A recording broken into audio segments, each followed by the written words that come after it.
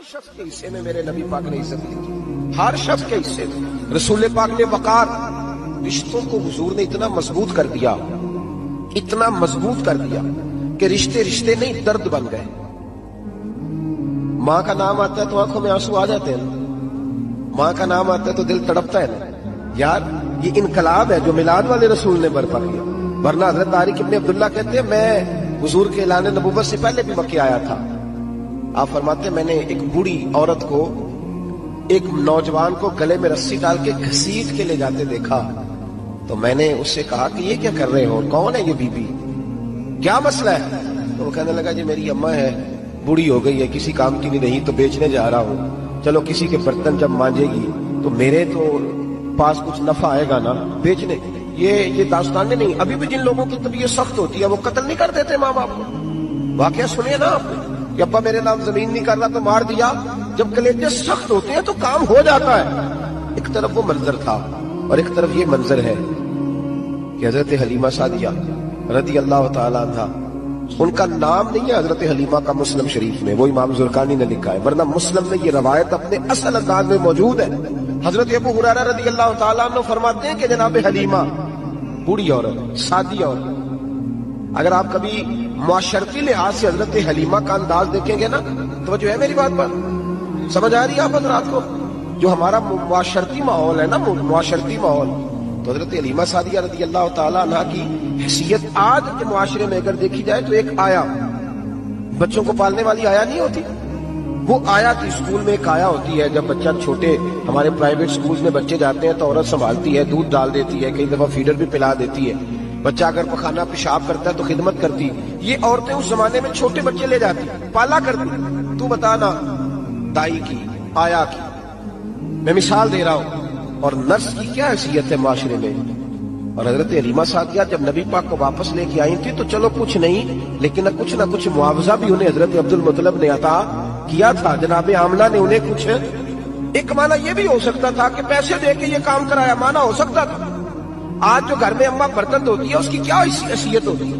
وہ تو بیچاری جن برتنوں کو دھو کے ہمیں دیتی ہے، بعد میں انہی برتنوں میں ہم انہیں کھانا کھانے کی اجازت نہیں دیتی۔ لیکن میرے رسول پاک نے رشتوں کو عزت دے دی، اس طرح کی عزت دی، اس طرح کی عزت دی کہ جناب حلیمہ مسجد نبوی کا دروازہ گزری ہی تھی کہ حضرت ابو ہریرہ فرماتے ہیں نبی پاک ممبر پر اٹھ کے کھڑے ہو گئے، رسول پاک کھڑے ہوئے، نبی پاک۔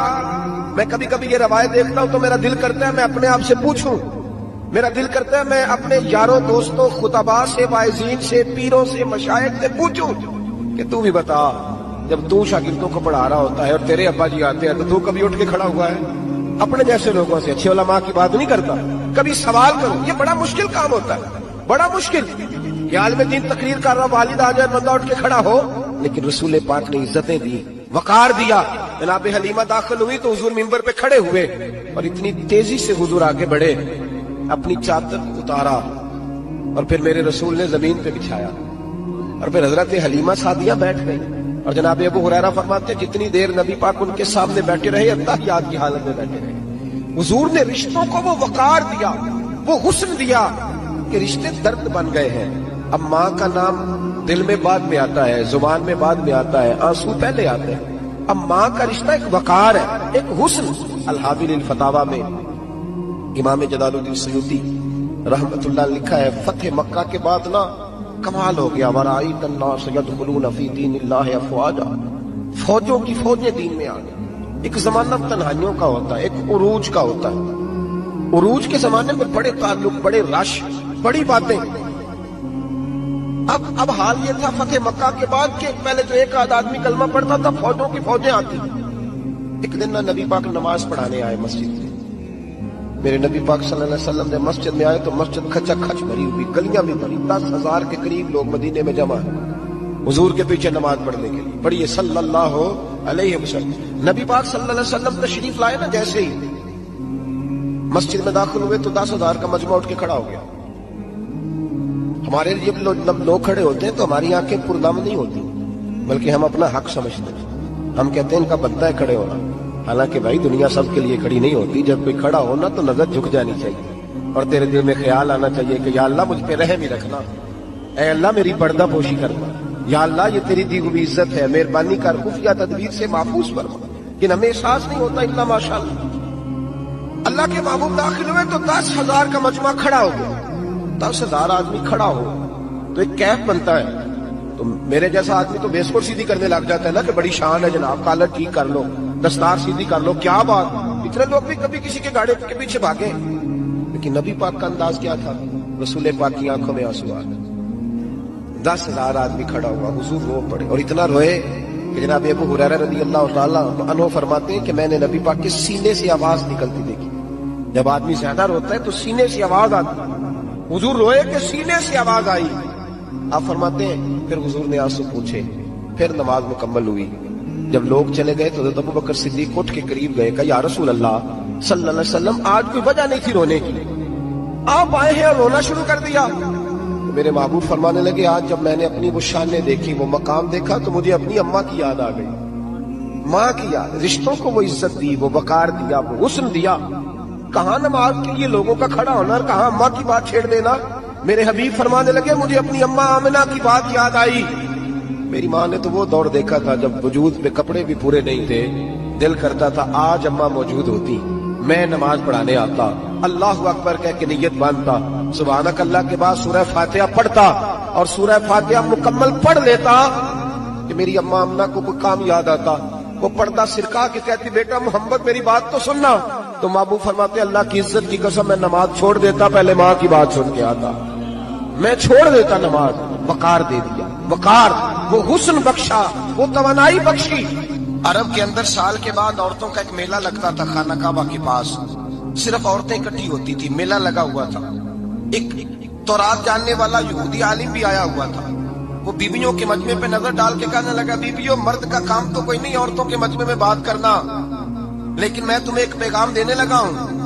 اللہ کے آخری رسول جو مکے میں پیدا ہونے والے ہیں ان کے آنے کا وقت قریب آ گیا ہے. وہ بیوی بڑی خوش نصیب ہوگی جنہیں ان کی رفاقت ملے گی. عورتوں نے جب دیکھا کہ مرد آ گیا عورتوں کے میلے میں تو انہوں نے ڈانٹا, جھڑکا, کہا چل اٹھا اپنی کتابیں اور نکل جا. حضرت خدیجہ کہتی ہیں باقیوں نے ڈانٹا پر میں نے بات پلے سے باندھ لی. میں نے پلے سے باندھ لی اور میں انتظار کرنے لگی کہ اللہ کرے وہ نصیب میرے ہی ہو, اللہ کرے مقدر میرا ہی کھلے. آپ فرماتی میں تسبیح پڑھتی, درود پڑھتی, میں اس زمانے میں جو اللہ کا ذکر جس طرح ہوتا تھا وہ میں شروع کرتی, اور جب فارغ ہوتی تو میں التجا کرتی کہ اللہ میرے نصیبیں کھول دے. کہتی ہیں آہستہ آہستہ آہستہ آہستہ میں حضور کی تعریف سننے لگی, آہستہ آہستہ تعریف سننے لگی. نبی پاک صادق ہیں, امین ہیں, سچے ہیں, دیانتدار ہیں.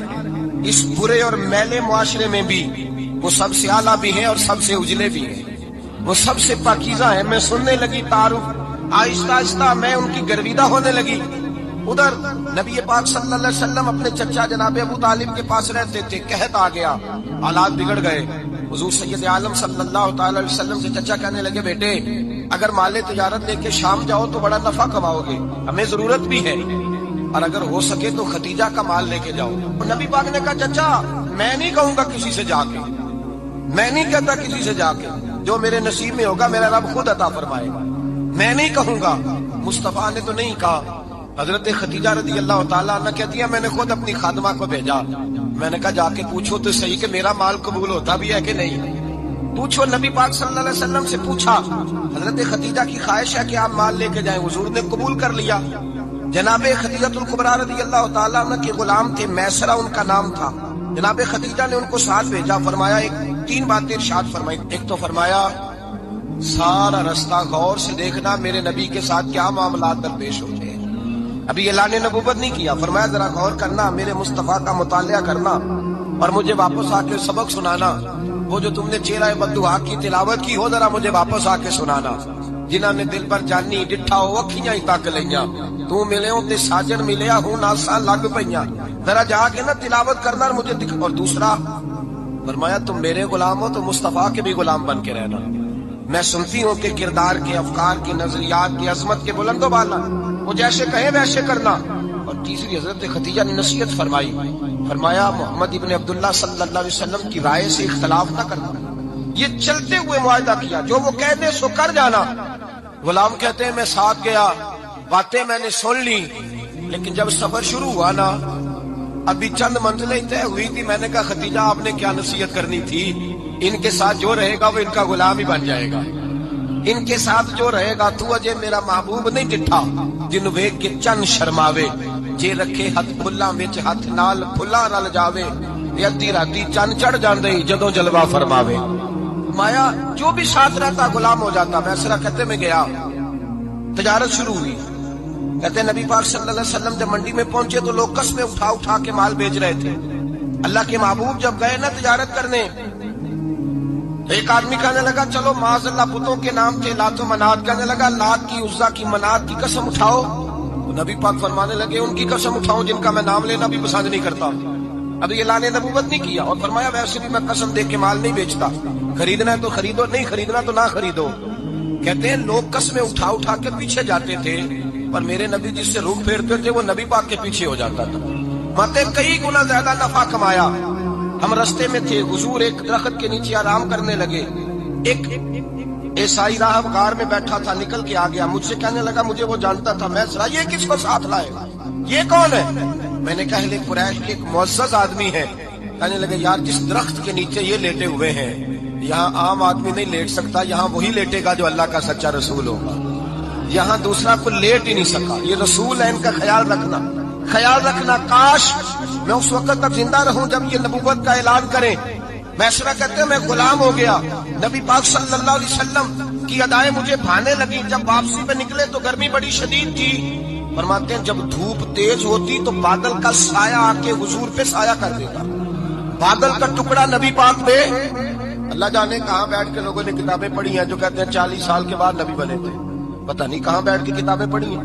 ہم نے تو جو سیرت پڑھی ہے وہ بتاتی ہے کہ تیری حیات پاک کا ہر لمحہ پیغمبر